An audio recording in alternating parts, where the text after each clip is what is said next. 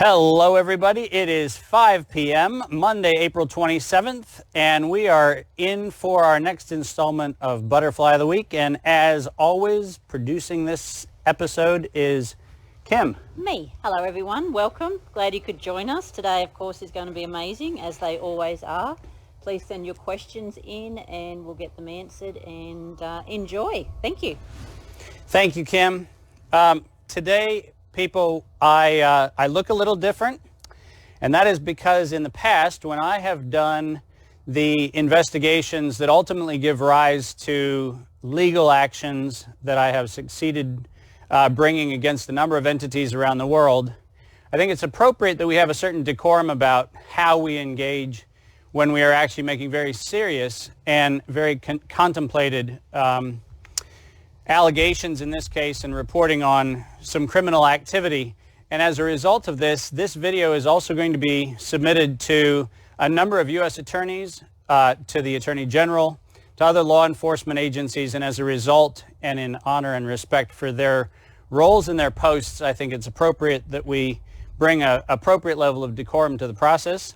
The second thing is, I have some notes here, and the reason I have notes is because I'm going to make very precise statements, and these statements are not things to take lightly. They are actually extremely serious. They are allegations, and they are allegations that are based on the facts that I'm going to be presenting. As a result of that, you're going to see me look at my notes because I take this matter very, very seriously. I need to set the stage for where we're going.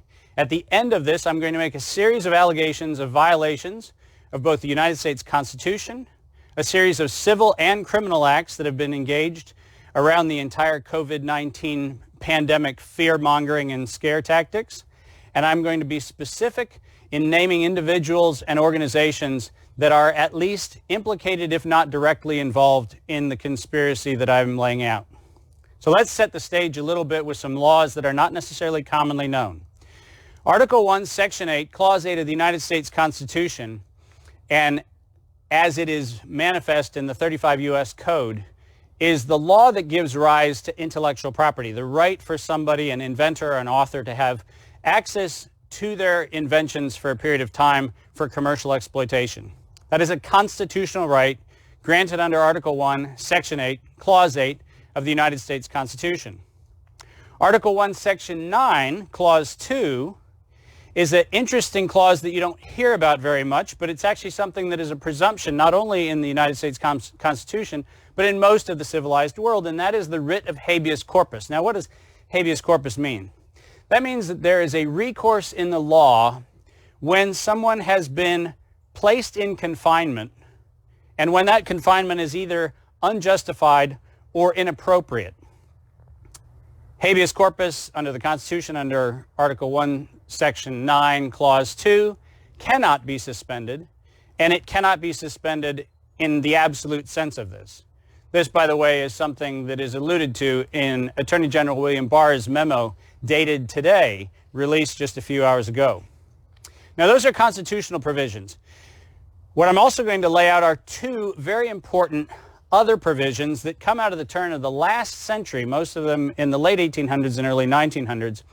And those two provisions are called the Sherman Act, which is 15 U.S. Code Section 1 and following, and the Sherman Act, which was amended with a thing called the Clayton Act in 1914. And I just want to make reference to three provisions inside of the Sherman and Clayton Act. Combined, these represent what's called the Antitrust Acts of the United States.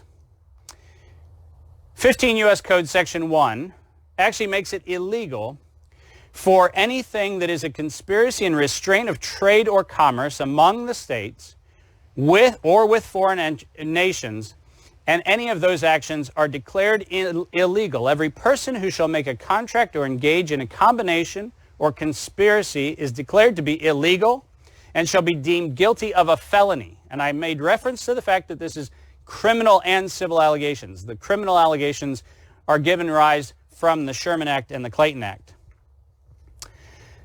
15 U.S. Code Section 2 talks about a violation of monopolizing trade. And this says every person who shall monopolize or attempt to monopolize or combine or conspire with any other person or persons to monopolize any part of trade or commerce among the several states or with foreign nations shall be deemed guilty of a felony. And once again, this is a criminal violation, and the penalty shall be not exceeding $100 million if a corporation or if a person $1 million. The third provision that I want to give rise to with respect to the Antitrust Acts is a thing in Section 19 called interlocking directorates and officers.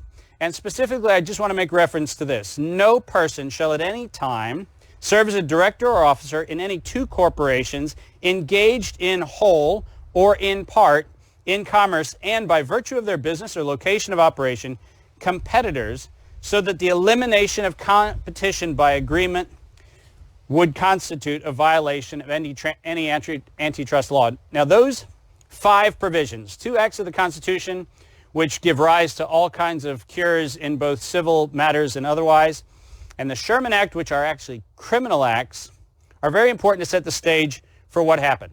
On April 25th, 2003, the United States Center for Disease Control broke the law. They broke 35 U.S. Code Section 101 in the filing of a patent entitled Coronavirus Isolated from Humans. Under Section 101 of 35 U.S. Code, the patenting of a substance of nature is illegal. This was confirmed, by the way, in a Supreme Court case with which we were affiliated in 2013 against Myriad Genetics. And the Supreme Court ruled in their affirmation of this that it is illegal to have a patent on a human gene. The Center for Disease Control, April 25th, 2003, filed a patent for and ultimately received United States Patent 7776521. And I need to make a very specific reference to the fact that in claims 3 and 4, the method of detecting SARS virus and a kit for the detection of SARS virus was granted with no limitation, particularly Claim 4, which reads, a kit for detecting a severe acute respiratory syndrome-associated coronavirus in a sample. That's as broad as you get. They received a patent that restricted anyone, anywhere in the United States from engaging in any activity using this. Now, from April 2003 and following, the CDC owned not only SARS, but they owned the kit to detect SARS. Its ability to be detected, its ability to manufacture kits, and during that 15-year period, the effect of this grant, which was ruled unconstitutional by the Supreme Court, meant that commercial exploitation or any research involving the commercial exploitation of the virus or any kit to detect the virus would have been an infringement of the CDC patent and therefore an infringement giving rise to CDC's actions were it not for the fact that CDC's patent and their maintenance thereof is actually illegal. CDC and the National Institute of Allergy and Infectious Disease, led by Anthony Fauci, that's right, the Dr. Fauci that you hear, entered into trade among states, including but not limited to a corporation called Eco Health Alliance Incorporated, and with foreign governments and foreign entities in direct violation of the Sherman Act provisions, specifically the Wuhan Institute of Virology and the Chinese Academy of Sciences, through a 2004 National Institutes of Health grant, R01 AI 110964. That constitutes commercial activity involving an illegal asset entered into interstate and international commerce in violation of the Sherman Act. The CDC and NIAID also entered into a commercial engagement with the University of North Carolina at Chapel Hill, which is obviously interstate, and with foreign nations, specifically the Wuhan Institute of Virology and the Chinese Academy of Sciences, with Dr. Ralph S. Barrick of the University of North Carolina, Chapel Hill, and Dr. Zheng Li Shi, the head of the research component of the project that included not only the Wuhan Institute of Virology, but the National Natural Science Foundation of China. CDC and the NIAID entered into trade among states in addition, which gave rise not only to a constructive infringement, unless there was another undisclosed agreement, on the patent that was held by CDC, with the University of North Carolina, Chapel Hill, and with foreign nations to conduct chimeric construction of novel coronavirus material with specific virulence properties prior to, during, and following the determination made by the National Institute of Health on October the 17th, 2014, that this work was not sufficiently vetted for biosecurity and safety standards. Further, it is presumed, and this is a presumption, please make the clear distinction, this is a presumption, that the CDC and its associates were A, fully aware of the work being performed using their patented technology, B, entered into explicit or implicit agreements including licensing or other consideration, and we know there's other consideration because we know the amounts of the grants that were exchanged, and C, willfully engaged one or more foreign interests to carry forward the exploitation of their proprietary technology after the United States Supreme Court rendered that technology and the proprietary rights to that technology illegal under their 2013 determination. Now, it's interesting to note that in January 2018, the U.S. Embassy reportedly sent 2 individuals to the Wuhan Institute of Virology, and in their examination found that a number of individuals and parts of the laboratory procedure were not in compliance with safe operating procedures for the level of severity of the biohazards within that laboratory. The Washington Post reported that a cable dated the 19th of January 2018 confirmed that there was, and I quote, during interactions with scientists at the WIV laboratory, they noted that the new lab has serious shortage of appropriately trained technicians and investigators needed to safely operate this high containment laboratory.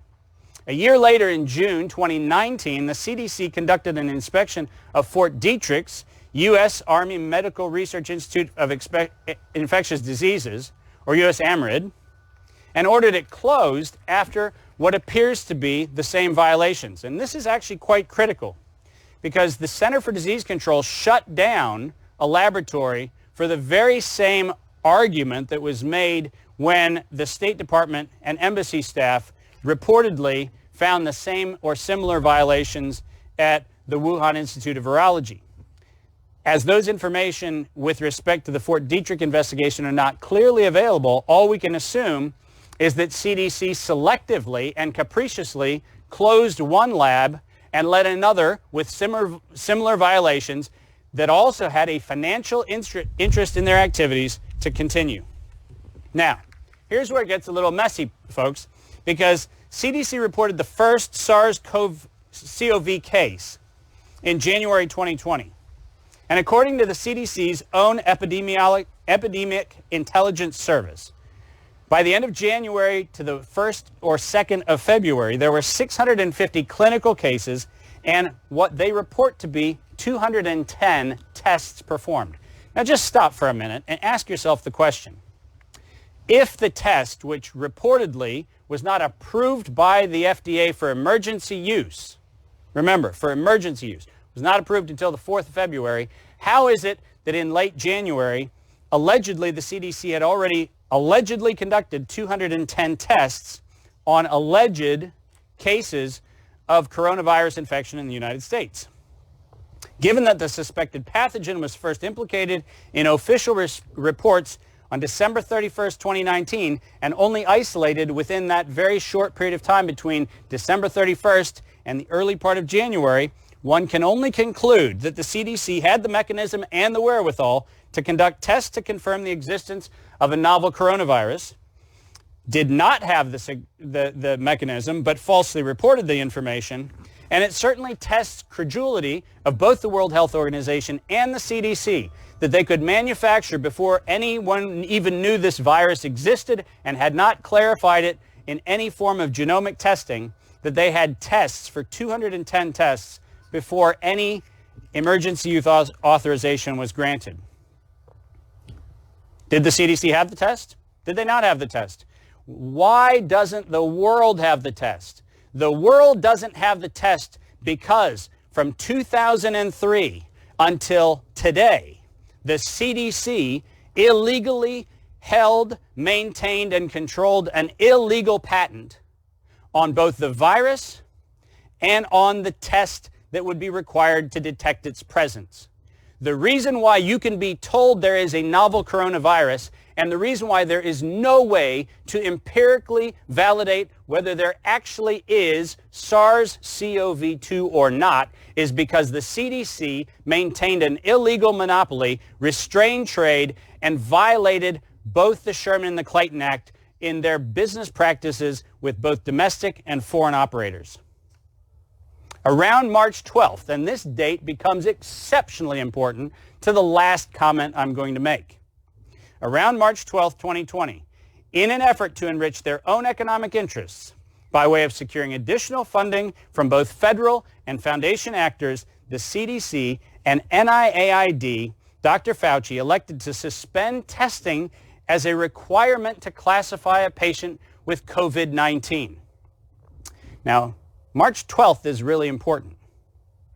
Not surprisingly, as there was a drop in reported cases, the liberalization of what constituted a suspected or presumptive positive case needed to be created to incite fear and to prop up the fear of a pandemic, which was never capable of being independently verified because of an illegal action taken by the Center for Disease Control. The CDC and the WHO elected to commit to a narrative of a novel coronavirus. And remember, they had the only ability to do so. They patented the compound of nature illegally, and then they held the patent on the test for that compound. There was no way to independently verify this. Further, they participated in exhibiting properties of virulence that include the ACE2 receptor and other spike protein properties, which are the subject of U.S. Patent 7618802, issued to the University of North Carolina's own Ralph Barrick. And in the absence of testing protocols, all of them elected to insist that SARS-CoV-2 was a novel pathogen responsible for conditions that, and I'm quoting, were consistent with moderate to severe acute respiratory syndrome and pneumonia. You heard me correctly. And the reason why that last statement is so important is because as of today, there are still, with all of the liberal definitions of what counts as a COVID patient, there are still more cases since March the 12th of pneumonia of an idiopathic origin, meaning a pneumonia that comes from a pathogen we don't know. There are still more cases of pneumonia with an idiopathic origin than there are COVID cases by over 5,000. And for those of you who like to go into the CDC webpage and do the gotcha moment on, well, but there's a reporting glitch, the problem is the reporting glitch lives in both sets of data. In both sets of data. And the pneumonia numbers still outstrip the COVID numbers by over 5,000 as of today. There is no question that on February 17th, 2014, when the Center for Disease Control paid your tax dollars to renew a patent that was declared illegal by the United States Supreme Court in June 2013, almost a year apart, when they renewed their illegal patent on February 17th, 2014, the Center for Disease Control violated Article 1, Section 8, Clause 8 of the United States Constitution. By renewing their illegal patent on February 17th, 2014, the CDC willfully violated the law using public funds in light of a Supreme Court ruling that actually had declared their actions illegal on June 13th, 2013. With respect to Article 1, Section 9, Clause 2, the protection of habeas corpus, Governor Gavin Newsom in California, under Executive Order N3320, based the declaration of a state of emergency and the ultimate restriction of civil liberties on, and I quote, the threat of COVID-19. There is no constitutional protection. And by the way, if you go and look at the Ju-Ho case in the case in San Francisco during the previous pandemic litigation in the Supreme Court, you'll realize that there is no protection that has ever afforded a governor in any state the right to suspend civil liberties on the threat of a thing, particularly when that threat has not been given the opportunity to be examined.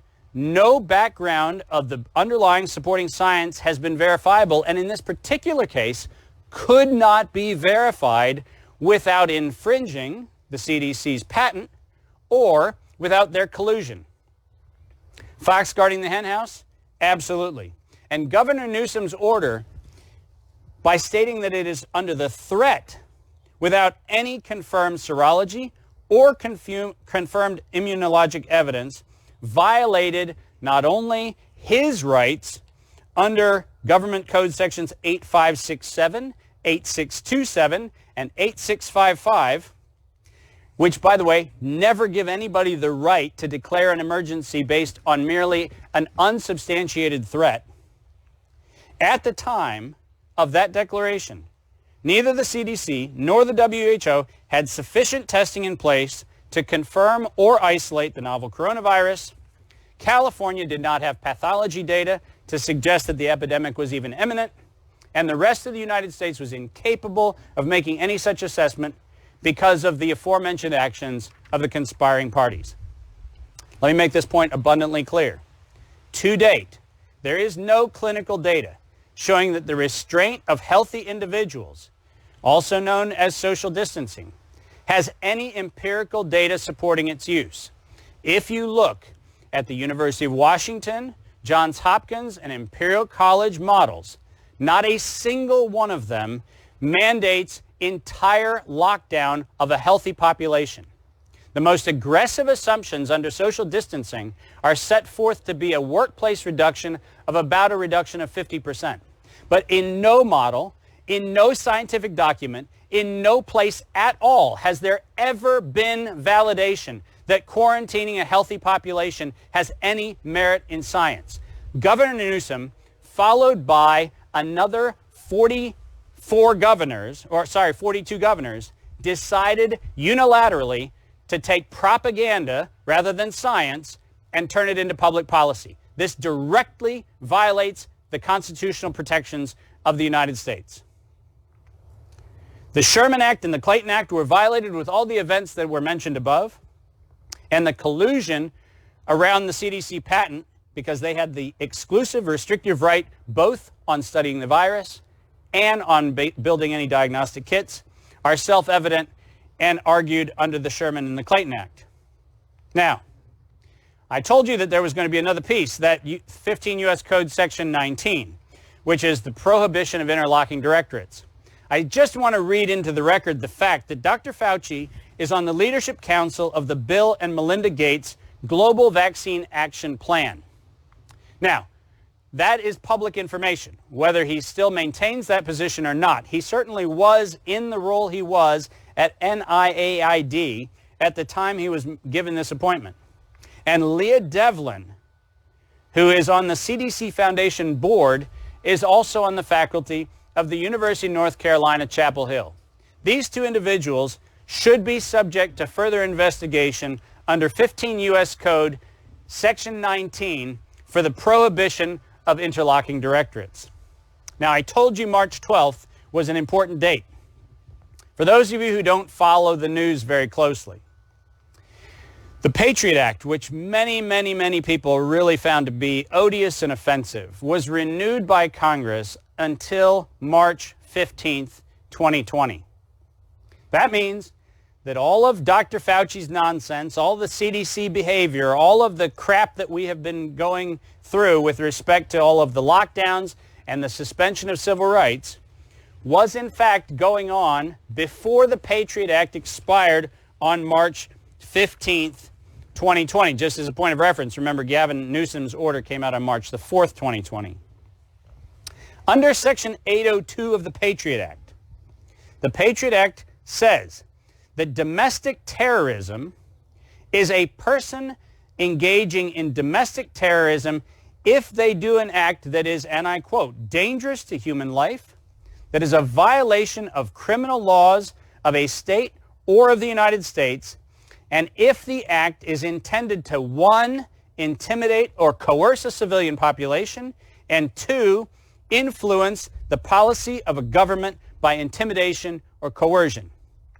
I am submitting to you right now that Dr. Fauci, the Center for Disease Control, and their co-conspiring governors have in fact violated the domestic terrorism provision under the Patriot Act, and anyone who instituted a lockdown order based on fallacious, subjective, and capricious determinations prior to the 15th of March did so in explicit violation of the Patriot Act, Section 802.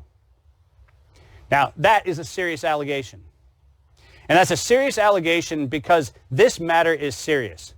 We went 17 years, ladies and gentlemen. We went 17 years during which the Center for Disease Control colluded and restricted the ability for anyone to get normative data on the presence or prevalence of coronavirus infection.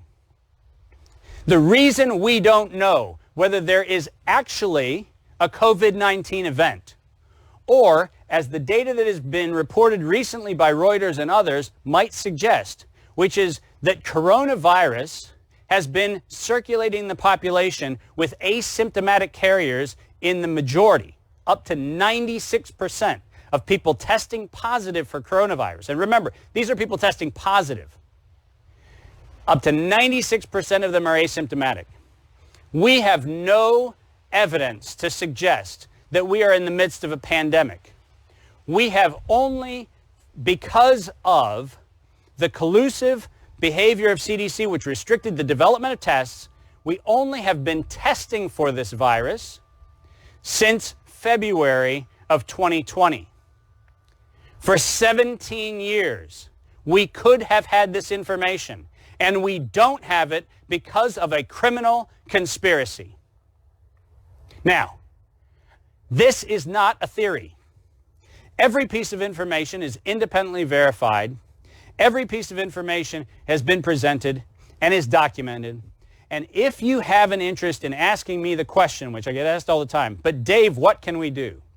At the end of the file that I have presented that goes along with this particular presentation, that's available in PDF, and it's also available tomorrow on YouTube, I have actually written a template letter which I sent to the American Civil Liberties Union and to a number of U.S. attorneys and to a number of Attorney General outposts and to the Office of Inspector General and to a number of media outlets. I have given you a template letter that you can copy, substitute your state, substitute your province, your country, and submit the exact same letter. This is not a, oh my God, this is too big, how can we potentially do anything about this? This is a your get off your ass moment. Get up and do something. If you want to stand as a patriot for liberty, do it. But whatever you do, I am not interested in engaging conversations about beliefs. And I'm going to speak directly to the people who have been making comments about face masks and social distancing and everything else. Until you have read the science, by the way, which I have made copiously available, and these are not my publications, these are not my opinions, this is not science I published. This is science coming from the mainstream medical science establishment. Until you have actually read the articles, I need you to shut up about your opinions on whether or not you're making grandma healthy or safe or not. The fact of the matter is, every person I have seen parroting the social distancing and the mask narrative has yet to evidence a single evidence that they have actually read the studies upon which their recommendations are being made. And parroting propaganda is actually not patriotic. It's lazy, it's pathetic, and it's the reason why we have our rights suspended. So don't do it. I'm passionate about this, people. But guess what? I was alone, passionate, when the Prince of Liechtenstein decided to use illegal patents to shut down the rice trade in India. I was alone with all the NGOs running for cover when Starbucks tried to squeeze Ethiopia for Yirgacheffe and Hararcheffe, the only two natural cultivars of coffee that are naturally decaffeinated. I was the only one to stand against that tide. And the reason I'm passionate is because this time I'm watching friends, I'm watching family, I'm watching communities across the world fall for idiocy, where public sector officials are promoting a conspiracy which is not a theory. It is a violation of 5 provisions of the United States laws. And it is not acceptable to allow a criminal conspiracy to go on and sit quietly and let the sheep be sent to the abattoir. That's why I'm passionate. Get off your butt, take that last little piece of the information at the end of the video, and don't freaking go march with a gun. Don't go do stupid things which do absolutely nothing but inflame. Don't do that. Do something that can and will make a difference. Let your voice be heard, not so that you get on the news tonight. Let your voice be heard so that elected officials understand that you're watching and you're willing to hold them accountable. I did it. You can do it too. And join me in the fight for liberty. There you go. That's it. I'll see you next week.